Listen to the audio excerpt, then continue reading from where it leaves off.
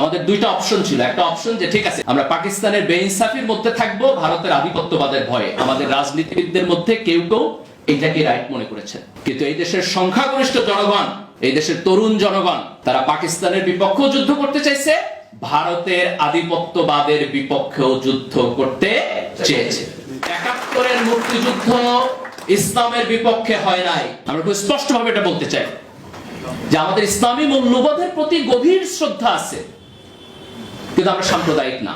১৯৭০ সালের যে নির্বাচন, আওয়ামী লীগের এজেন্ডার মধ্যে বাংলাদেশের স্বাধীনতা ছিল না, এবং ৭০-এর গণতান্ত্রিক নির্বাচনে আওয়ামী লীগ জয়লাভ করেছে, কিন্তু সেই সংসদে আওয়ামী লীগের হাতে ক্ষমতা দেওয়া হলো না। এই দেশের মানুষ এই বেইনসাফির প্রতিবাদ করেছে।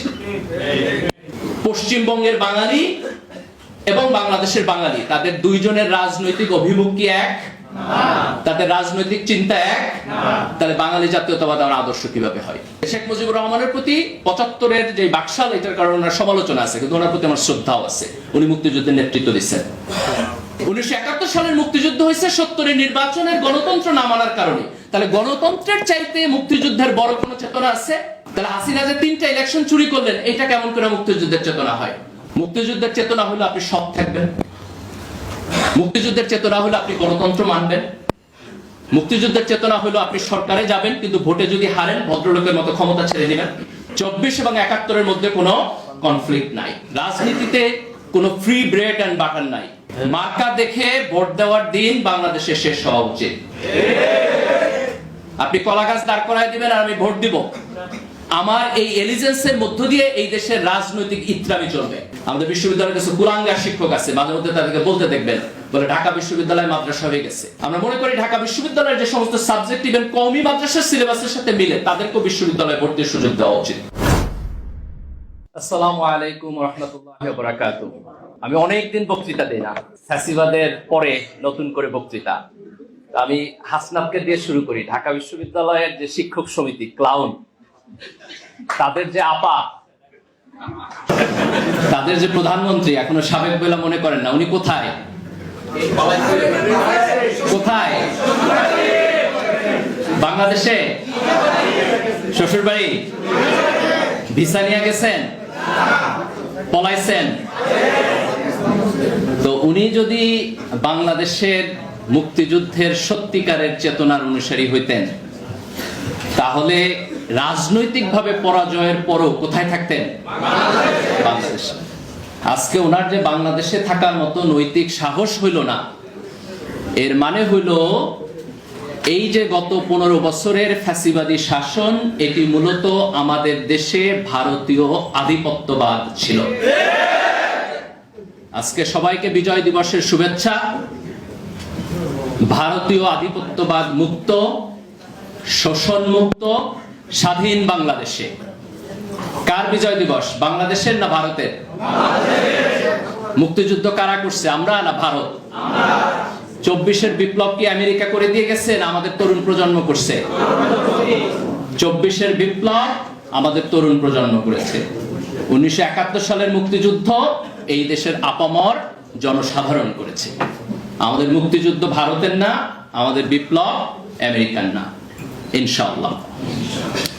সম্মানিত ভাইরা, আজকে আমি আল্লাহ সুবহানাহু ওয়া তাআলার কাছে শুকরিয়া জ্ঞাপন করছি যে বাংলাদেশে এমন একটি রাজনৈতিক পরিস্থিতি তৈরি হয়েছে যেখানে এই দেশের মানুষ স্বাধীনভাবে, মুক্তভাবে তার মতামত প্রকাশ করতে পারছে, কথা বলতে পারছে এবং তার গণতান্ত্রিক অধিকার চর্চা করতে পারছে। আমাদের এরকম একটা বাংলাদেশ স্বপ্ন ছিল। আমি যখন ঢাকা বিশ্ববিদ্যালয়ের ছাত্র ছিলাম, তখন আমাদের এখানে গণতান্ত্রিক প্রক্রিয়া ছিল। আমরা স্বপ্ন দেখতাম যে গণতান্ত্রিক প্রক্রিয়ার মধ্য দিয়ে বাংলাদেশ এগিয়ে যাবে, কিন্তু দুঃখজনকভাবে আমরা সেই গণতন্ত্র থেকে একটি ফ্যাসিবাদের মধ্যে গিয়েছি। আজকে এই দেশের তরুণ প্রজন্মের নেতৃত্বে আমরা সেই ফ্যাসিবাদ উত্তরণ করেছি। ২০০০ এই ইলেকশনের আগের ইলেকশন, ২০১৮ ইলেকশন, রাইট? ২০১৮ ইলেকশনের পরে যখন আওয়ামী লীগের সরকার টিকে গেল, তখন এটা আমাদের গভীর আলোচনার বিষয় আসলো যে কিভাবে একটা অগণতান্ত্রিক সরকার একের পর এক নির্বাচন করে এই দেশে টিকে যাচ্ছে। এবং আমাদের আলাপ আলোচনার মধ্যে আসলো যে বাংলাদেশে তাদের চুরি ডাকাতির মধ্য দিয়ে যদি একটি গভীর অর্থনৈতিক সংকট তৈরি না হয় তাহলে সরকার দুর্বল হবে না। এবং এই অর্থনৈতিক সংকট না হওয়ার কারণ হচ্ছে, আপনারা দেখছেন হাজার হাজার কোটি টাকা চুরি করেছে, কিন্তু তারপর এখানে অর্থনৈতিক সংকট ওই পরিমাণ প্রকট হয় নাই। একটা কারণ হলো যে আমাদের জনসংখ্যার একটা ডিভিডেন্ড ছিল। এই দেশে তরুণ প্রজন্মের সংখ্যা বেশি এবং তারা কর্মক্ষম। আপনি যদি এখন ইউরোপে যান, আপনি যদি জাপানে যান, তাহলে আপনি দেখবেন যে সেই ক্ষেত্রে জনগণের মধ্যে বৃদ্ধ লোকের সংখ্যা বেশি, যারা সোশ্যাল সার্ভিস, সরকারের জনগণের ট্যাক্সের টাকা থেকে তারা সাপোর্টেড হয়। কিন্তু আমাদের দেশে একটা তরুণ প্রজন্ম বেশি ছিল, তো এটা আমাদের একসময় হতাশার কারণ ছিল। কিন্তু আলহামদুলিল্লাহ সেই তরুণ প্রজন্মের হাতেই এই ফ্যাসিবাদের পতন হয়েছে। আমার কাছে একসময় মনে হতো যে ছাত্রদের কাজ রাজনীতি করা না, ছাত্ররা পড়াশোনা করবে, রাস্তায় গিয়ে তারা যে আন্দোলন করে সংগ্রাম করে এটা হচ্ছে আমাদের রাজনৈতিক ব্যবস্থা সঠিকভাবে কাজ করে না বলে। কিন্তু সাম্প্রতিক সময়ে দুইটা বড় ঘটনা ঘটছে এবং যে কারণে আমি আমার পজিশন রিথিঙ্ক করতেছি। একটা ঘটনা হলো, আপনারা খেয়াল করেছেন যে ফিলিস্তিনে যে আগ্রাসন, যে অন্যায়, তার বিপরীতে আমেরিকার বিভিন্ন বিশ্ববিদ্যালয়ে তরুণ ছাত্ররা যে প্রতিবাদ করেছে, পুরো আমেরিকার জনগোষ্ঠীর মধ্যে লিবারেল বলেন, কনজারভেটিভ বলেন, কোন রাজনীতিবিদদের এই নৈতিক সাহস হয় নাই সেটা প্রতিবাদ করার। এই তারুণ্য প্রতিবাদ করেছে।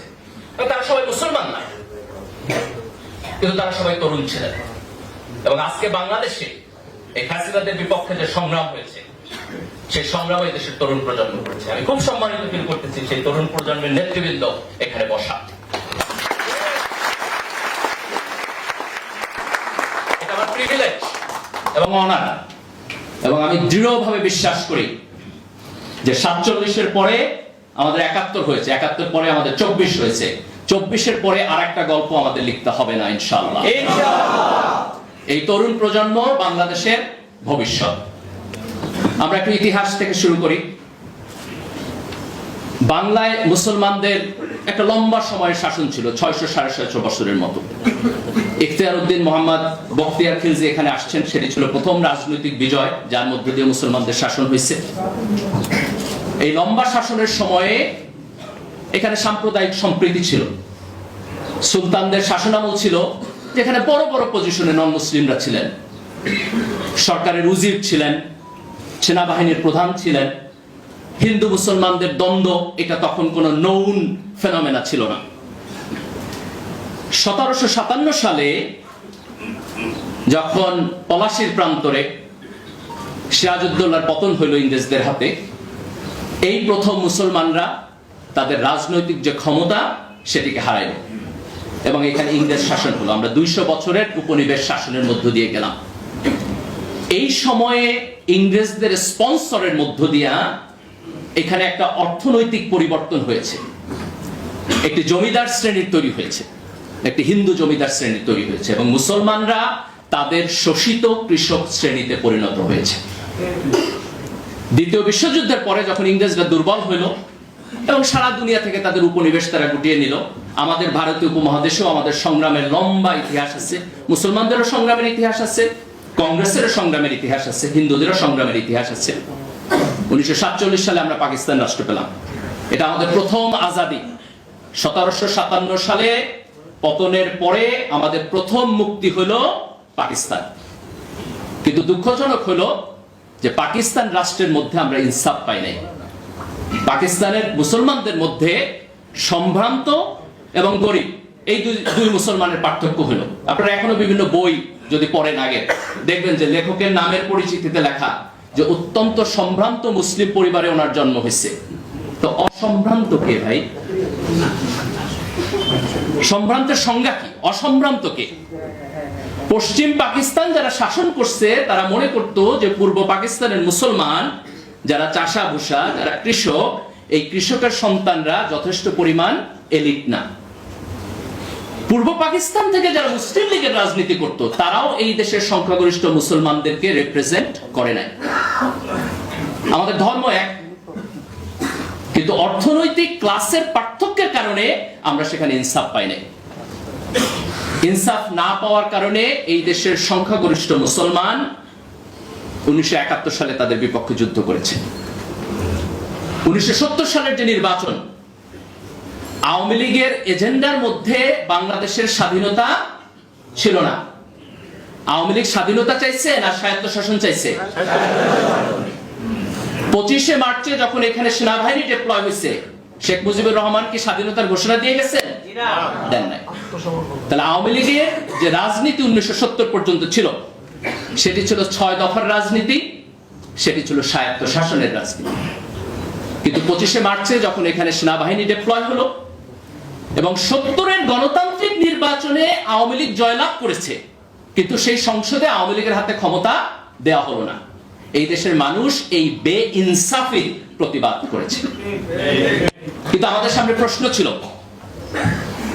যে মুক্তিযুদ্ধ যখন শুরু হয়েছে তখন আমরা এই মুক্তিযুদ্ধে জয়লাভ করতে পারবো কিনা। ভারতের সহায়তা নিয়ে যদি মুক্তিযুদ্ধে জয়লাভ করি তাহলে এই দেশ স্বাধীনভাবে টিকবে কিনা। এই কোশ্চেনের মেরিট আছে না নাই?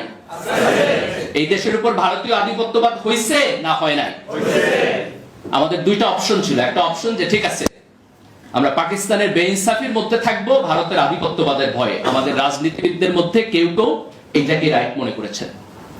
কিন্তু এই দেশের সংখ্যাগরিষ্ঠ জনগণ, এই দেশের তরুণ জনগণ, তারা পাকিস্তানের বিপক্ষেও যুদ্ধ করতে চাইছে, ভারতের আধিপত্যবাদের বিপক্ষেও যুদ্ধ করতে চেয়েছে।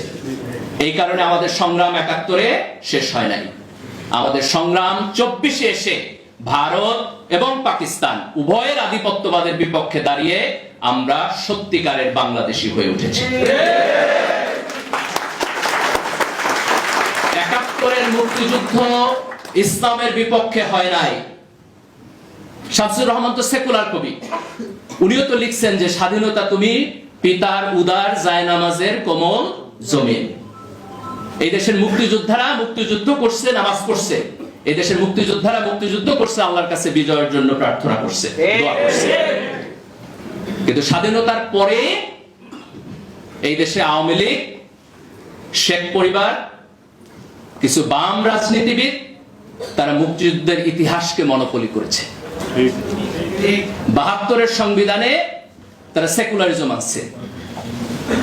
70-এর নির্বাচনে আওয়ামী লীগের যে 6 দফা কর্মসূচি, আওয়ামী লীগের যে নির্বাচনী ইশতেহার, আওয়ামী লীগের যে নির্বাচনী প্রচারণা, তার কোথাও সেকুলারিজম শব্দ আপনি 1000 বার খুঁজলেও পাবেন না।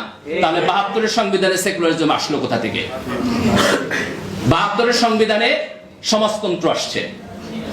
আওয়ামী লীগ কিছু কিছু জায়গায় সমাজতন্ত্র বলছে, কিন্তু সেটা বলছে সামাজিক ন্যায় বিচার অর্থে, অর্থনৈতিক ন্যায় বিচার অর্থে। তাহলে 72-এর সংবিধানে তারা যেভাবে সমাজতন্ত্র লিখেছে সেটিও মুক্তিযুদ্ধের চেতনা ছিল না। বাঙালি জাতীয়তাবাদ তো ছিলই না। এই দেশে তো শুধু বাঙালিরা বসবাস করে না। পশ্চিমবঙ্গের বাঙালি এবং বাংলাদেশের বাঙালি, তাদের দুইজনের রাজনৈতিক অভিমুখ কি এক? তাদের রাজনৈতিক চিন্তা এক? তাহলে বাঙালি জাতীয়তাবাদ আমার আদর্শ কিভাবে হয়?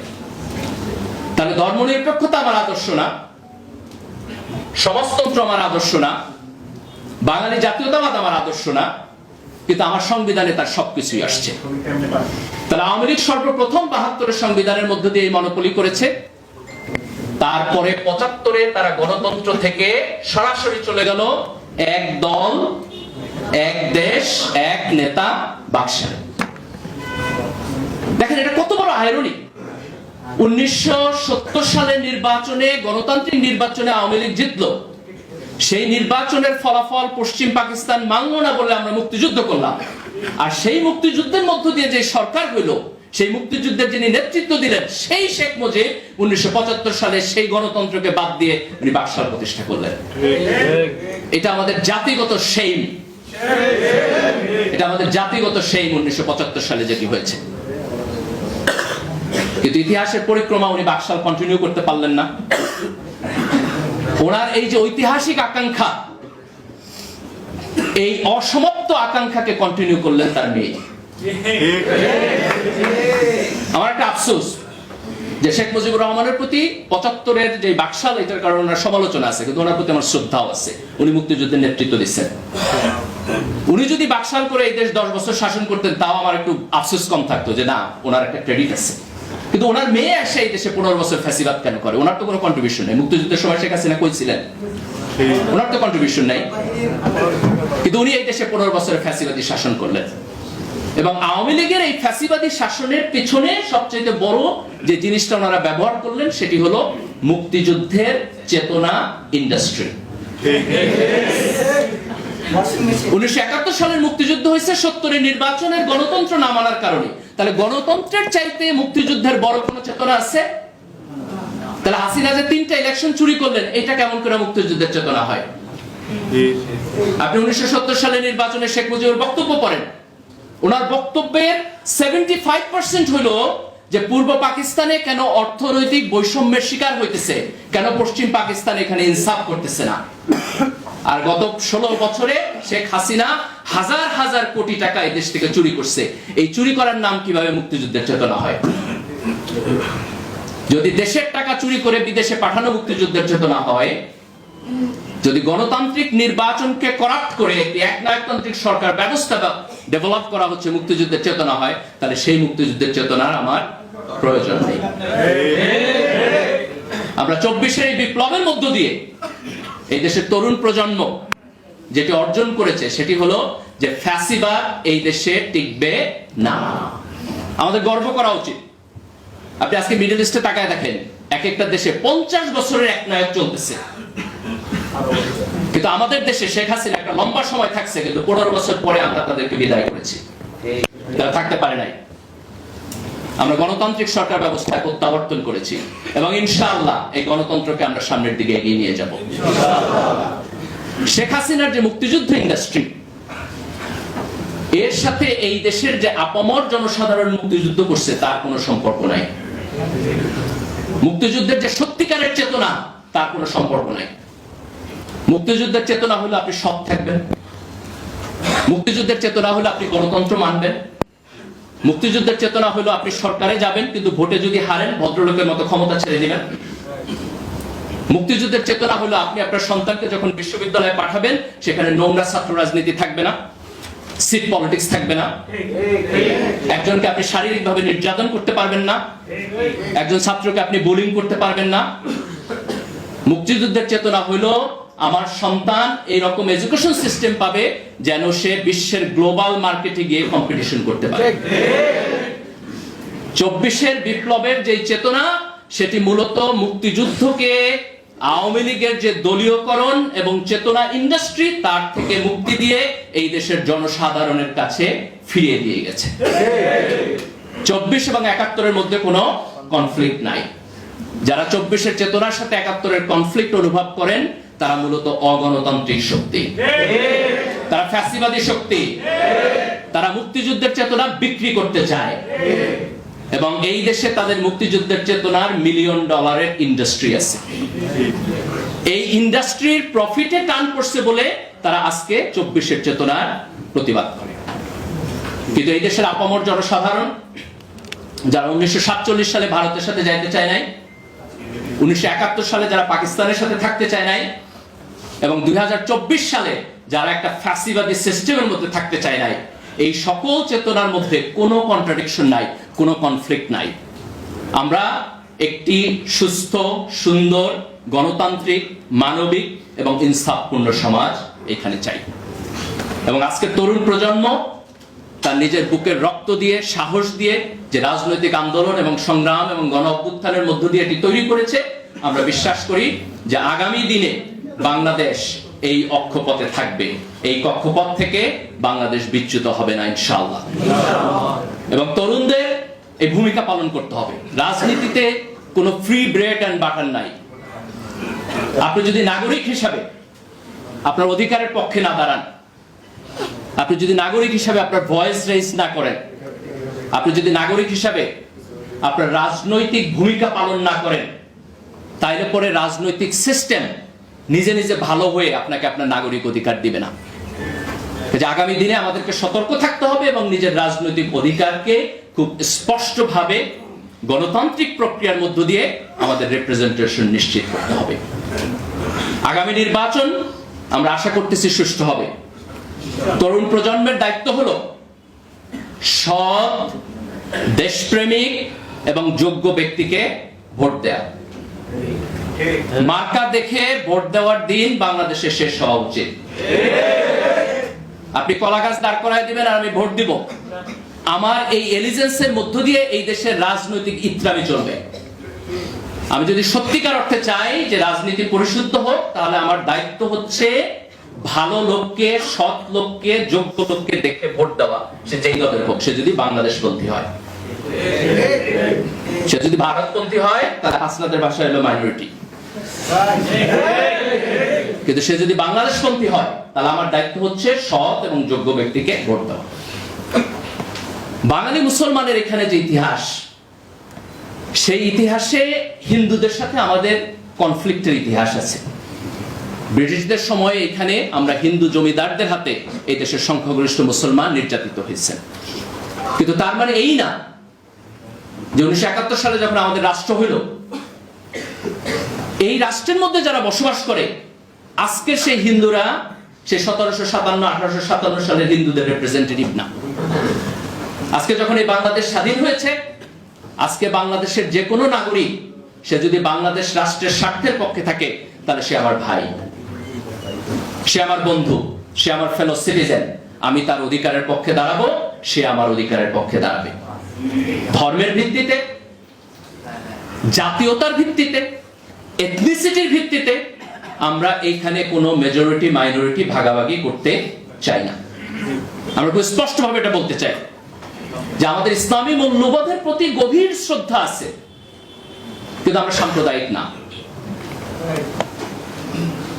আমাদের ইসলামিক মূল্যবোধের প্রতি গভীর শ্রদ্ধা আছে। আমরা এই দেশকে এমন ভাবে তৈরি করতে চাই যেখানে মানুষের ধর্মীয় মূল্যবোধ থাকবে, মানুষের মোরালিটি তার ধর্মের আন্ডারস্ট্যান্ডিং থেকে আসবে, কিন্তু ধর্মীয় হানাহানি থাকবে না। এখানে সাম্প্রদায়িক সম্প্রীতি থাকবে। আমাদের সেকুলারিজমের প্রয়োজন নাই। যেই সেকুলারিজম ইসলামোফোবিয়া তৈরি করে, সেই সেকুলারিজম আমরা বাংলাদেশে চাই না। আজকে এখানে ঢাকা বিশ্ববিদ্যালয়ের ছাত্র যারা আছেন, তাদের অভিজ্ঞতা আছে। আপনি যদি মাদ্রাসার ছাত্র হন, মাদ্রাসা থেকে পড়ে আসেন, আলিম করে আসেন, তাহলে আপনি বিশ্ববিদ্যালয়ে এসে ডিসক্রিমিনেশনের শিকার হন। আমার পূর্বপুরুষরা এই কারণে মুক্তিযুদ্ধ করে নাই যে আমার দাড়ি থাকলে, টুপি থাকলে আমি বিশ্ববিদ্যালয়ে এসে ডিসক্রিমিনেশনের শিকার হব। আমাদের বিশ্ববিদ্যালয়ের কিছু কুলাঙ্গার শিক্ষক আছে, মাঝে মধ্যে তাদেরকে বলতে দেখবেন, বলে ঢাকা বিশ্ববিদ্যালয় মাদ্রাসা হয়ে গেছে। তো সুবহানাল্লাহ, আলহামদুলিল্লাহ, হলে তো ভালো হয়েছে। তারা বিশ্ববিদ্যালয়ের ভর্তি পরীক্ষায় মাদ্রাসা থেকে আসলে তারা বলে যে ছাত্রকে নেওয়া হবে না।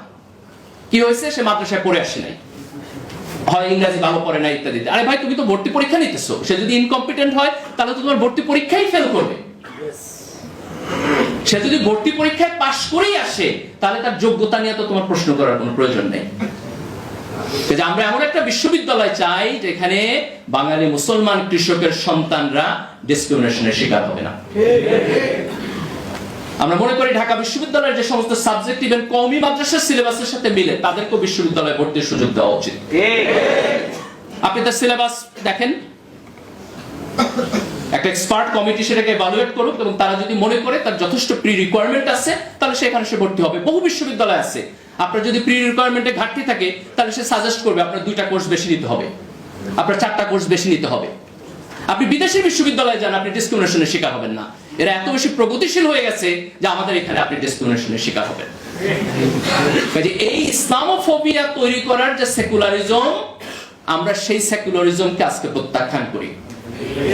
কিন্তু আমরা বাংলাদেশকে একটি অসাম্প্রদায়িক বাংলাদেশ, যেখানে মুসলমান, হিন্দু, বৌদ্ধ, খ্রিস্টান, বাঙালি, পাহাড়ি সবাই তার নাগরিক অধিকার নিয়ে এখানে থাকবে।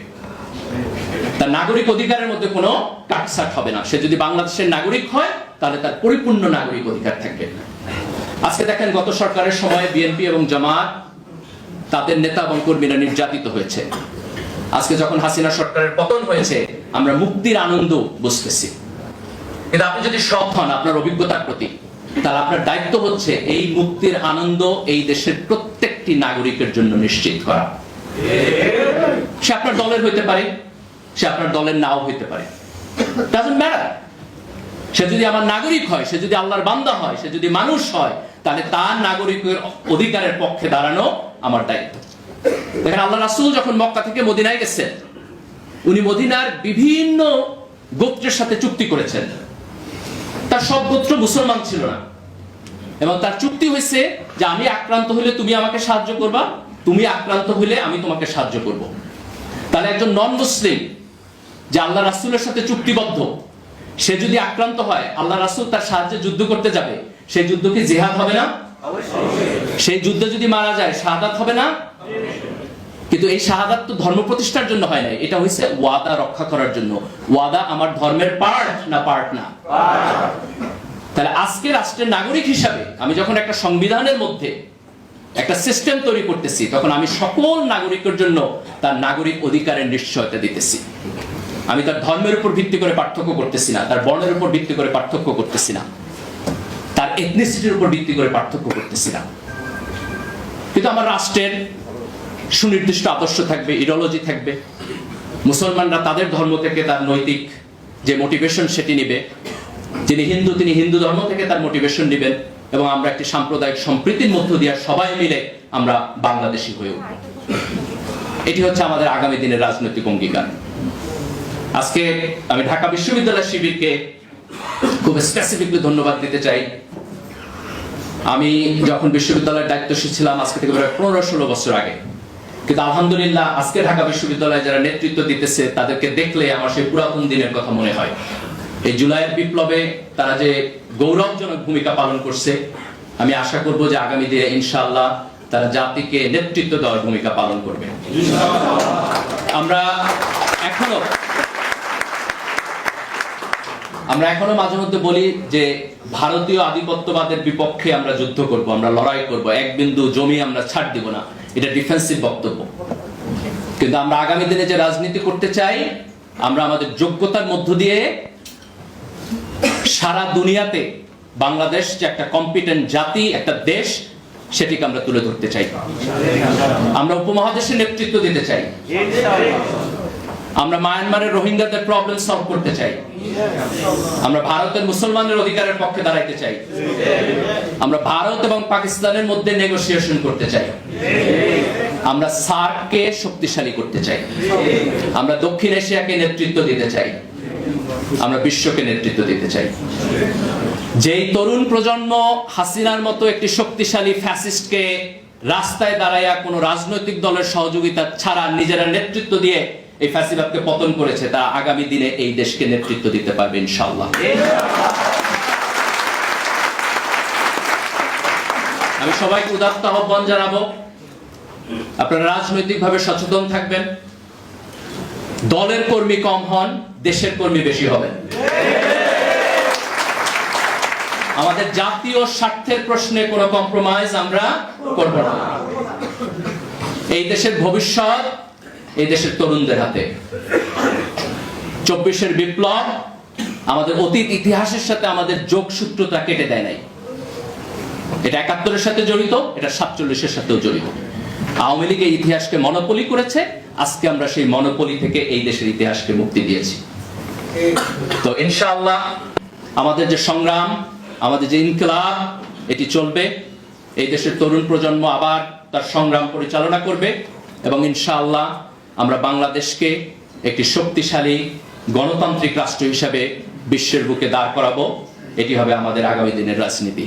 বাংলাদেশ জিন্দাবাদ, ইনকিলাব জিন্দাবাদ।